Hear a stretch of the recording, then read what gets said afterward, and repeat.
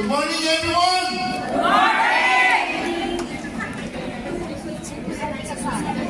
Una-una sa lahat, ako ay natutuwa sobra po ang aking galas. Hello!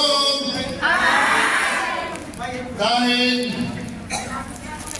sa inyong kabayanihan, pwede po ba, bago po ituloy po yung aking sasabihin, pwede po bang tumayo yung mga sumama po sa Tupad Operation Lily Street? Pwede ba tumayo? Okay. Okay. Pwede ba makinig po lahat? Pwede po bang masigabong palakpakan sa ating bagong bayani at bagong Pilipinas? Again, congratulations po sa inyo lahat. Pwede na po kayo maupo. At ako po ay labis pong natutuwa dahil pinag-iisipan po namin ano ba ang gagawin natin na ceremony para i-appreciate natin ang mga taong sumama dito sa ating Tupad Operation Lily Street. Dahil hindi po nakakaila sa karamihan na ang inyong pong ginawa ay hindi po ordinaryong trabaho. Tama? Hindi po matutugbasan ng pera yung ginawa nyo. Tama po ba? Halos nakikita namin, halos buwis buhay. Nakita namin kung paano kayo gumapang sa pader para kayo mga Spider-Man. Nakita namin na paano kayo sinasalon ang kasama nyo para makababago sa creek. At nakita rin namin at nakita rin po namin kung gaano po kahirap yung ginawa nyo na paglilinis na matagal na pong napabayaan ng mga barangay, ng mga komunidad. Pero nang dumating po ang mga superheroes at tulad nyo, ay nalinis po yung creek. O palapakan po natin. Kaya, ang masasabi ko, meron naman nagsabi sa inyo, kayo po ay naging bayani. Wala pa, di ba? This time, palapakan po natin, kayo po ang bagong bayani ng bagong Pilipinas. Pagkawa na ninyo po, sa inyo po anak, na naging bahagi po kayo sa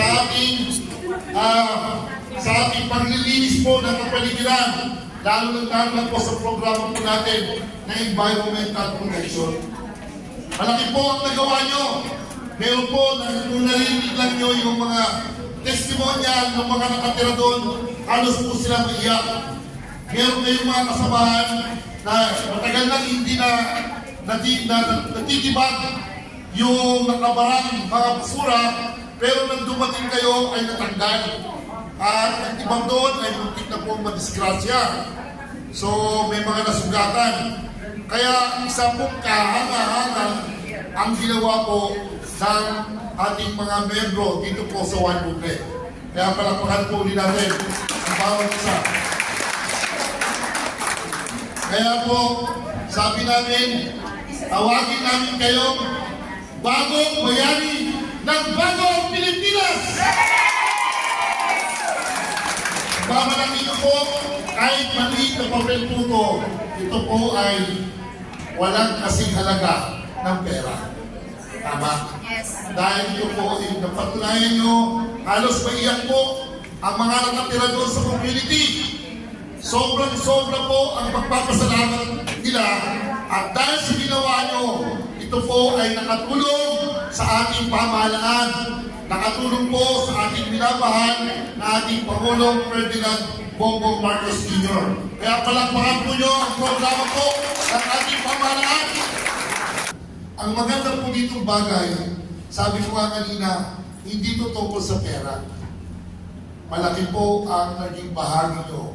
Kayo po ay naging inspirasyon.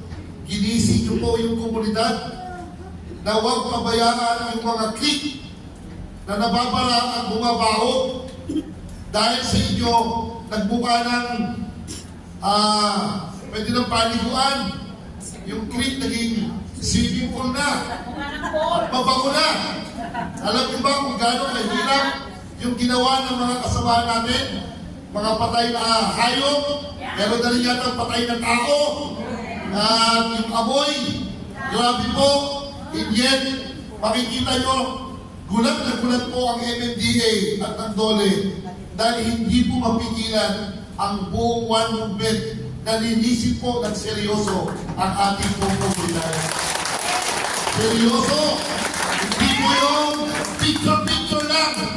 At pagkatapos, tapos na, tayo po may prueba, malinis, totoong naglinis, totoong nagsakripisyo. Kaya palakpakan niyo po ulit ang bawat isa sa inyo.